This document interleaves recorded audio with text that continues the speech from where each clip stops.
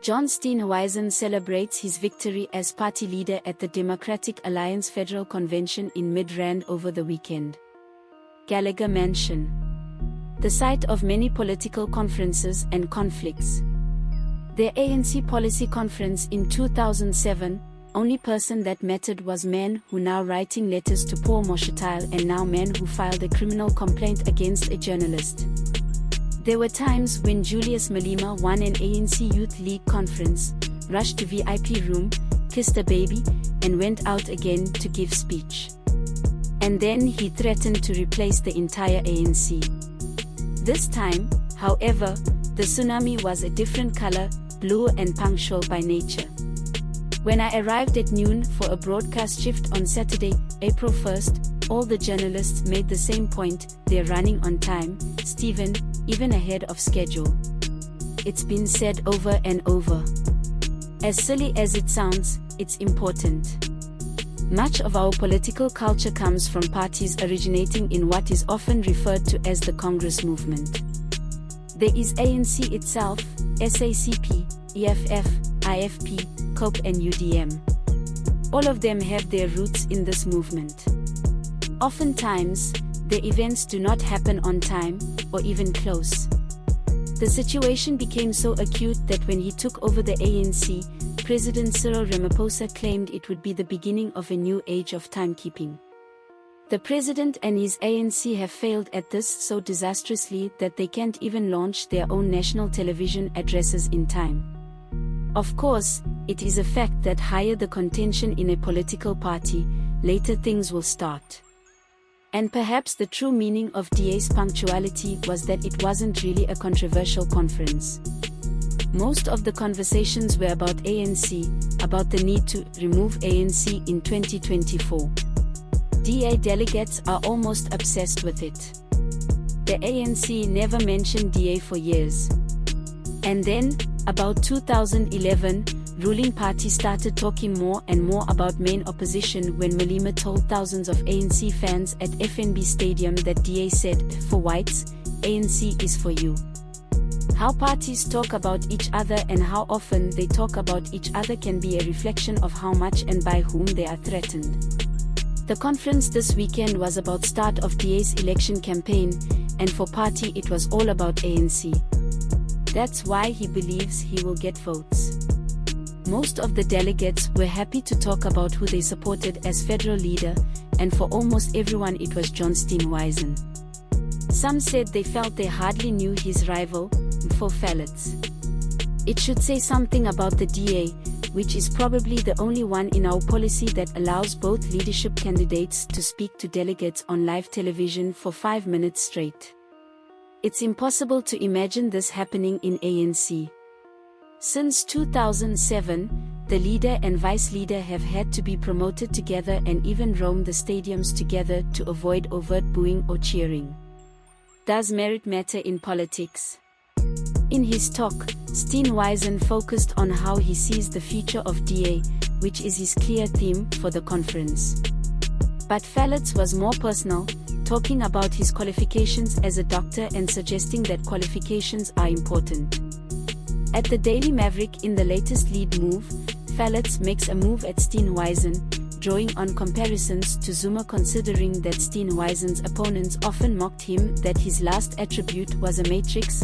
His message was pretty clear. This leads to a fascinating debate about whether qualities matter in politics. Since 1994 we are currently managed by our second attorney.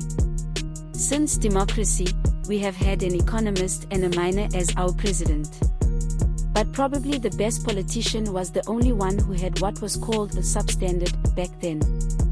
As public administration professor Kedibone Phago points out, perhaps some of the problems we have in government stem from a lack of qualifications. This is supported by the fact that more than half of our city council members have school-only qualifications. Voting day Saturday ended early. Sunday rose is bright, sparkly, and blue at Gallagher. For most delegates, the day began by voting on an electronic system. They then had to wait until 14:30 for the results.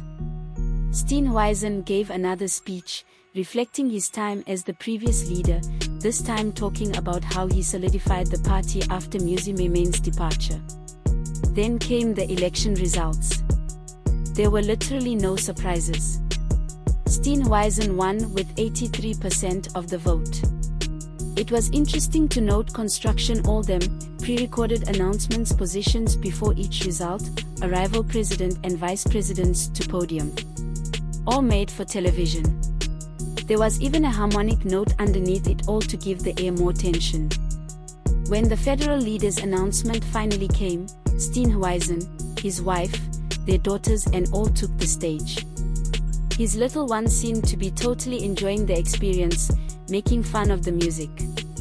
Strangely, no television camera was able to record Phalatse's sudden reaction. It looked like it was in a waiting area somewhere. Doomsday Coalition.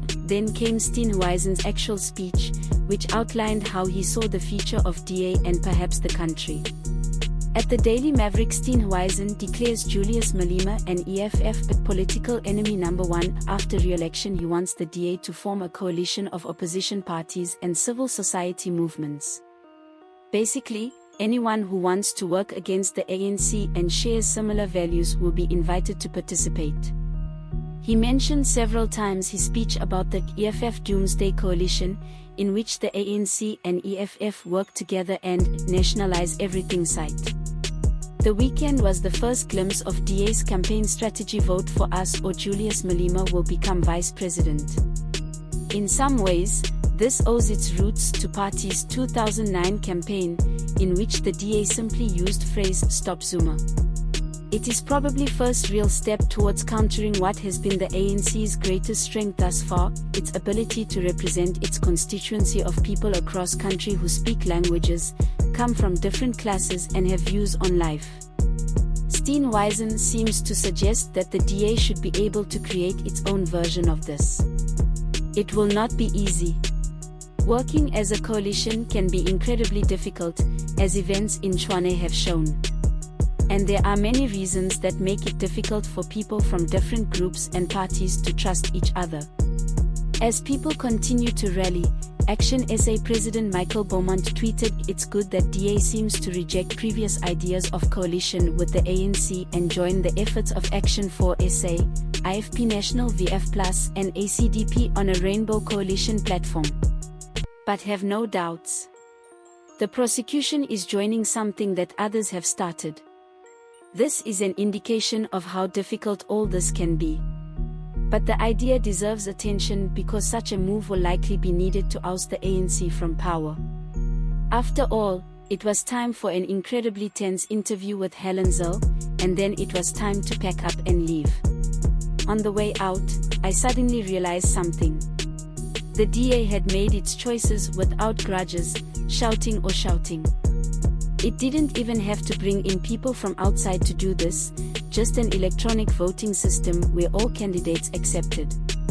Of course, there was no serious contention as no one expected Steenhuisen to lose.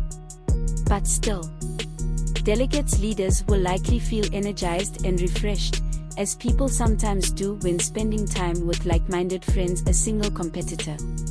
But on Monday morning the news cycle begins again. And so does enormous amount of hard work in the DA for those who believe they can lead a united opposition to ANC. As for me, day begins with the rumbling and straining of coffee machine.